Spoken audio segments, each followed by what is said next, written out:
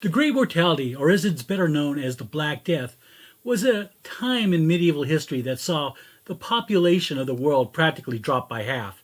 It was a turning point in history that left us with a new world rising from the ashes.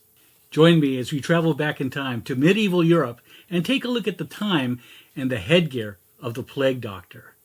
Hi, I'm Rob, and this is A Constantly Racing Mind.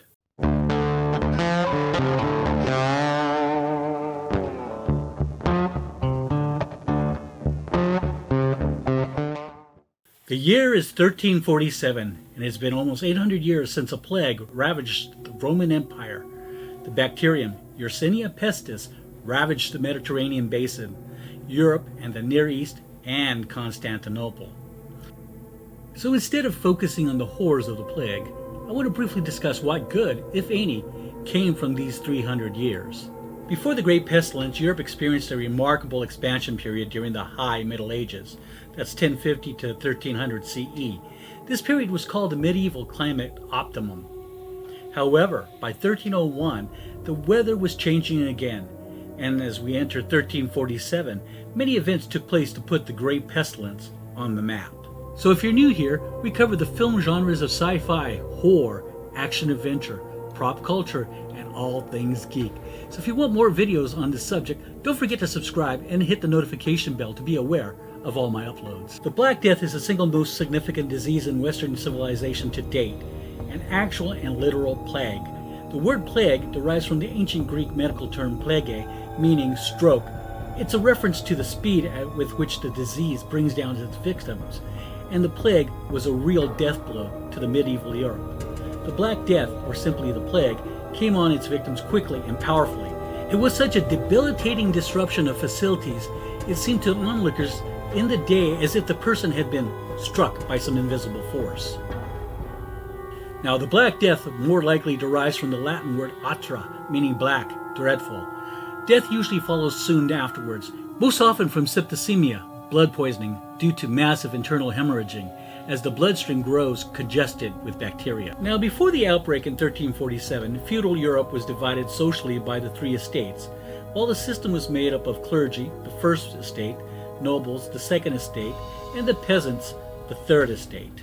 Now, it's probably safe to say that something on the order of a quarter to a third of the population of Europe died during the Great Pestilence, thus creating a tremendous upheaval of the three-estate system. The plague respected neither noble, cleric, or peasant. With so much death, the peasants who were bound to the lord of the manor found that they could just go to the next manor and hire their labor out for more than a meager existence. Even then, the nobles tried to regulate the pay a lord could offer and how much a worker could demand. Now, this really didn't work, and the feudal system started to crack. And priests were not immune. In many cases, but not all, the priests would or couldn't do little for their flock.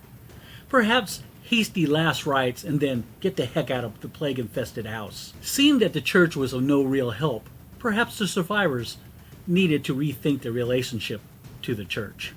Many scholars feel that this, like many other factors, was the slow brewing resentment that brought on the Protestant Reformation 200 years later.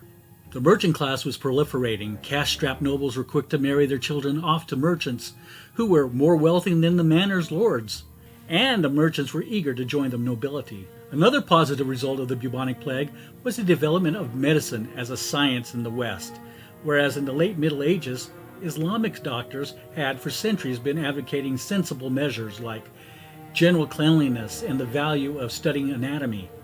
Now, Western healers before 1347 were still burdened by the medieval scorn of the body and ancient medical fallacies like the theory of humors. But when the plague wiped out nearly all the doctors in Europe, just as it had the clergy, physicians, like priests, attended to the dying, and because of this was exposed at a higher rate to the more virulent pneumonic form of plague. It precipitated a change in both personnel and precept. Ironically, modern Western medicine owes much to the bacterium Yersinia pestis, one of the most horrifying failures. Now, it is here where we discuss the hazmat suit of the 14th century. While the oldest drawings are from the 17th century, scholars have descriptions from much earlier of the suits that looked like beaked birds. So why the beak, you ask? Well, the doctors of the time believed that epidemics were caused by miasma, or bad air, emanating from rotting organic matter. To counter the rotting stench, many times people would carry flowers in their sleeves to smell them when the buboes odor was overwhelming. Now, doctors came up with long robes, gloves, and masks to keep from touching the diseased, and the beak was there to hold the posies and other sweet-smelling items, to filter out the miasma, so to say. Well, as Halloween approaches, I thought it would be great to have a costume that represents this year. Make sure you share your comments about the content of this video. Let me know what you think. If you liked the video, hit the thumbs up, or if you didn't, slam the thumbs down. Make sure you check out this video. Take care.